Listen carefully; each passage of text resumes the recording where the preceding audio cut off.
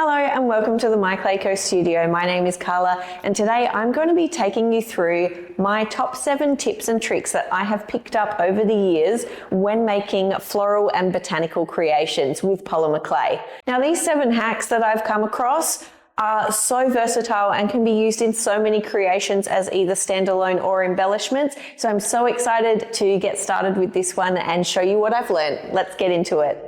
So I'm actually going to kick us off today with my all-time favorite one to incorporate into my floral and botanic creations, and that is using small clay balls and a dotting tool to create these long streams of florals or Billy Button type flowers, or even creating whole daisies with them. And it's super, super easy to do. I actually created my first set of earrings ever using this technique because I found it when I first started using polymer clay and creating florals, and I just thought it was so simple and I absolutely love it, and I still use it years and years later. So all I'm doing is I'm taking a little extruded clay log. Now I did actually roll this one out by hand because I only needed a small amount.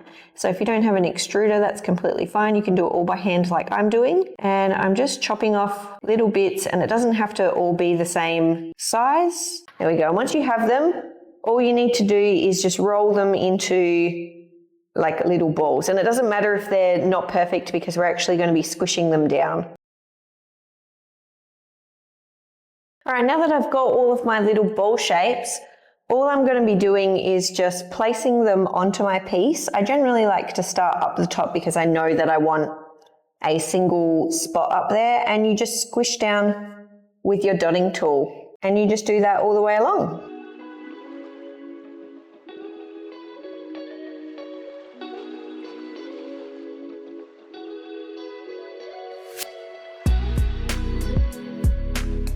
And as you can see there, it's a really simple way to create this kind of beautiful floral floating vine-like creation. But as I said, you can also use it to create full flowers. As you can see here on my little garden game board, I actually use the exact same technique to create full daisies. It's a super versatile technique and I just absolutely love it.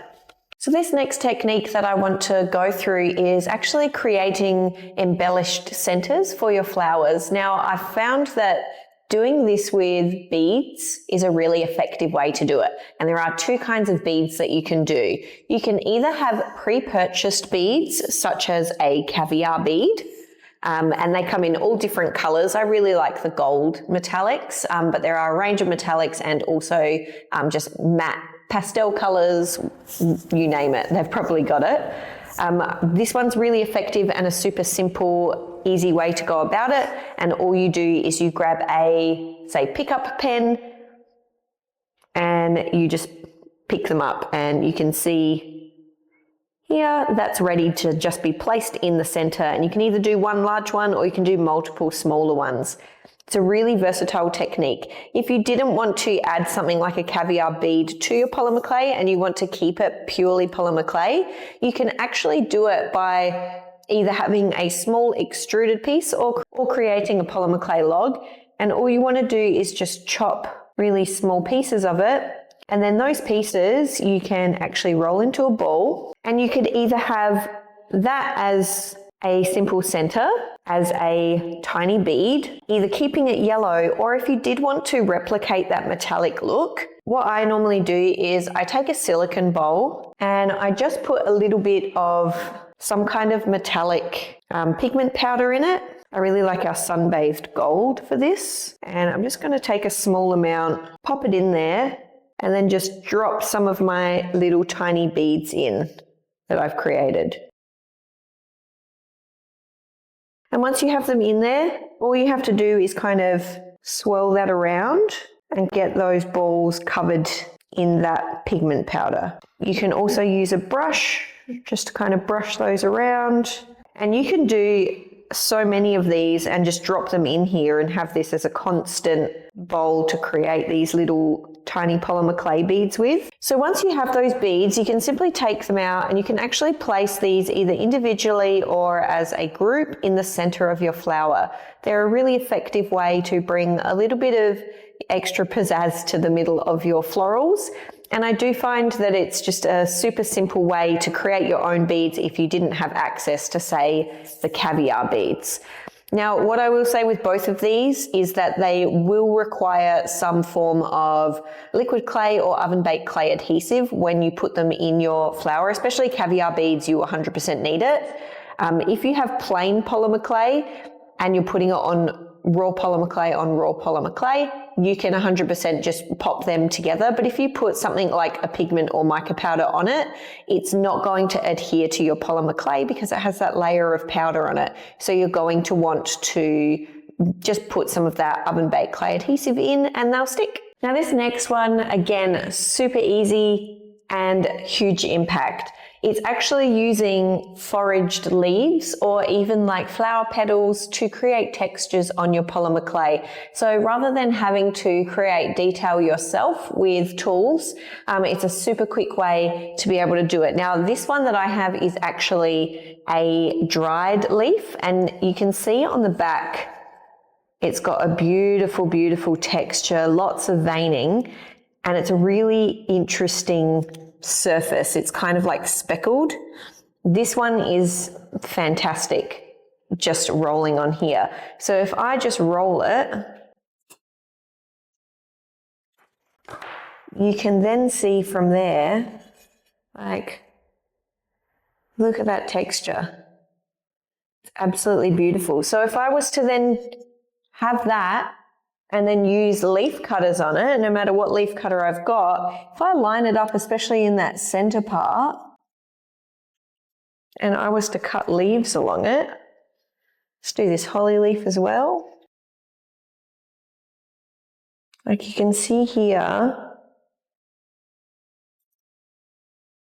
the really beautiful leaf pattern that I've got on those. And it was just as simple as rolling out a natural texture that I already had on hand. It was just from someone had gifted me some just Australian natives, and it had some leaves in there.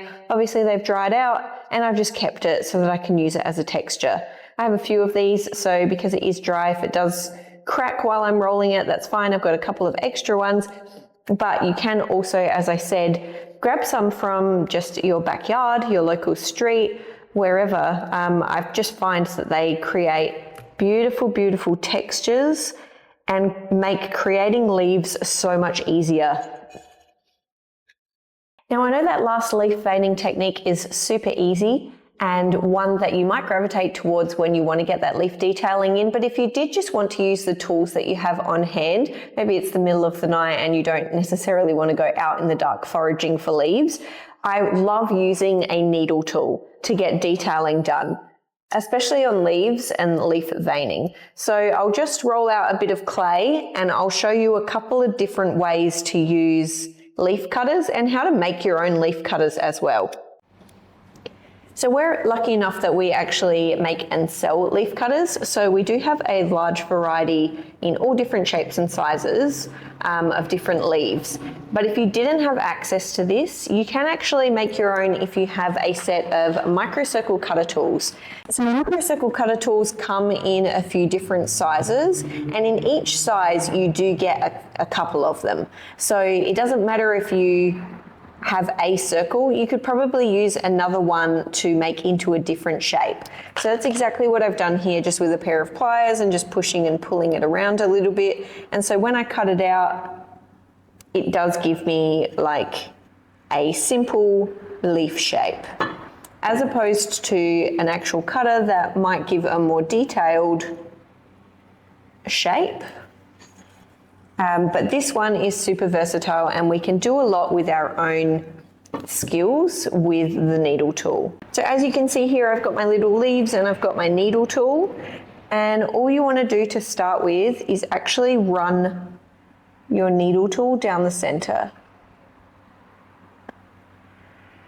It's better to start off light because you can always increase the depth as you go along. I don't know if you see here, but I actually use my other finger to stabilize it because that's going to be sitting on the tile as I drag. So I can keep it nice and steady as I'm moving around. If I was to just use this, I'm not really stabilizing on anything unless I like say put my pinky down. But I just find if you just hold with your other hand and try and have your other fingers touching on that tile, you'll get really smooth motion. All right, so let's get some veining out this way done. Again, exactly the same, we're just dragging along.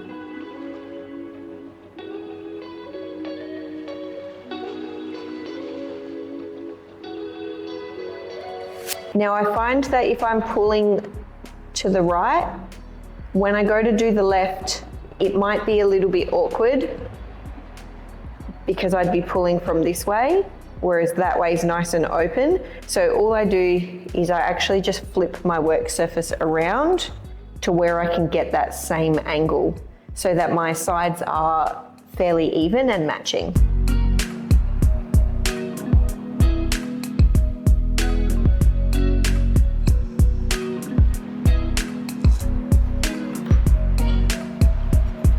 All right, and as you can see there, I've got some very cute veining and it looks fairly even because I was able to swivel that tile around.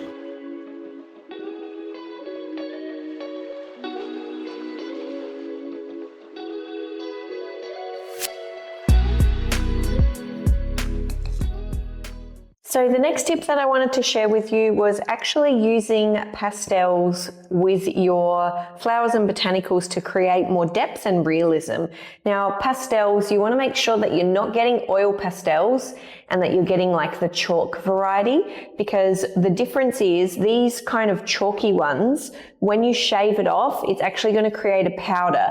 Now if you get oil pastels, they are very oily, so when you try and shave them off, it's actually going to feel a little bit more like polymer clay because polymer has oils in it. So you want to make sure that you're getting the chalk variety so that you get lots of nice powder that you can then color with. So all I'm going to do is take my pastel, and as you can see, once I drag my blade along it, it creates this little powder.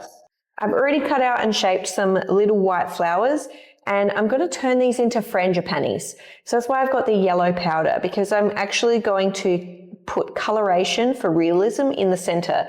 If you tried to do this with polymer clay, you could definitely do it by having a yellow to white skinner blend and rolling it up into a log so that you would then have the yellow in the center going out to white.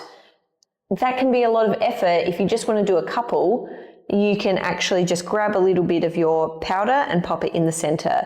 Now you want to make sure that you're not loading your brush up too much. I actually use the back of my hand to try and dust off excess, because much like some of the other techniques, you can start off small and then add more depth or pressure or color after. You can build up slowly. So we just want to get a little bit to start with. And as you can see, it's already starting to get that nice frangipani yellow in the center there.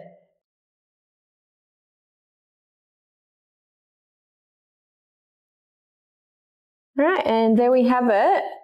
We now have this beautiful coloration that is more synonymous with a frangipani than if we just left it white or tried to put some yellow center in with polymer clay. It's a very easy and quick way just to color for realism with your pastels. Now this next technique that I will be showing also uses pastels, so I thought while I had them out I'll get onto this one, and that's creating faux wood. So if you've been around the channel for a while, you know that I absolutely love anything books, bookshelves, so I do a lot of wood technique for my bookshelves, but I also like to use them for making my own faux wood toppers for earrings. So I find the two things that I think are super necessary to do faux wood grain really well is obviously some form of pastel. Depending on what color clay you have will depend on how dark you need it to be, but general rule of thumb is that you want your pastel to be darker than what your actual clay is. And then it's this tool. Now I absolutely love this tool because you can just drag it along and it creates so much texture rather than, can you imagine doing it with a needle tool? Every single one of these points would have to be a single needle stroke. So the fact that I can knock out just with like 10 at a time is awesome. So I'm just going to show you shaving directly onto your clay. Just a little bit. And then you can take your finger and you just glide it in one direction. So whatever way you want your wood grain to be, that's the direction you would glide it. And you can see here now, it's created really nice coloration and difference there on the clay. So if you've done that and you think, oh, I actually want more coloration, you can just add a little bit more on. I actually am liking that coloration there, and next I'm going to add my texture. So for the texture, as I said, I just love using this tool. And all I'm doing is, again, in the same direction, dragging it. I'm applying a little bit of pressure, not too firm that it's going to be digging in a lot to the clay, but also you don't want it to be too soft, otherwise you're not really going to get much of a texture on there. And I'm just running it along over and over again. Now you will see it kind of gets these little balls of clay on. All you have to do is, again, wipe in the direction that your grain is, and you just kind of clean them off.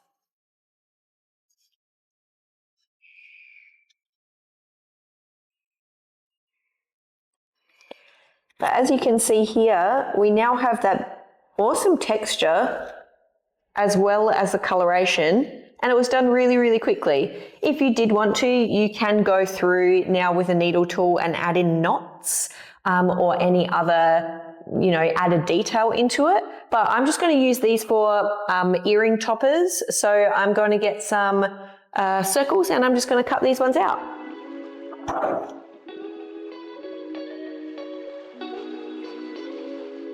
So this last one I'm going to show you is for those polymer clay artists who also like to use a little bit of UV resin with their pieces. Now I have baked up our lovely creation that we have done throughout the video today, and I'm just going to put a couple of droplets of UV resin to act as faux dewdrops. Now this is really, really impactful on any really delicate florals or anything that you want it to look like it's kind of an early spring morning, has a couple of those dewdrops around, and it's a really easy way to do it. Let's get into it.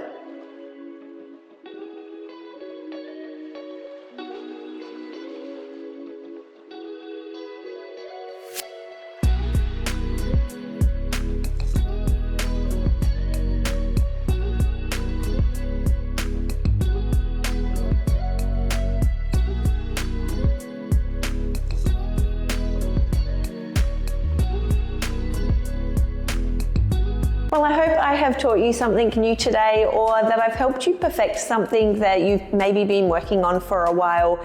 If you did like the video, we would love for you to like and subscribe so we can keep bringing you lovely tutorials to help you on your polymer clay journey. And of course, if you did have any questions or comments or your own favorite hacks that you can use with botanicals and florals, we would love to hear from you. So just pop a comment down below and we will see you next time. Bye.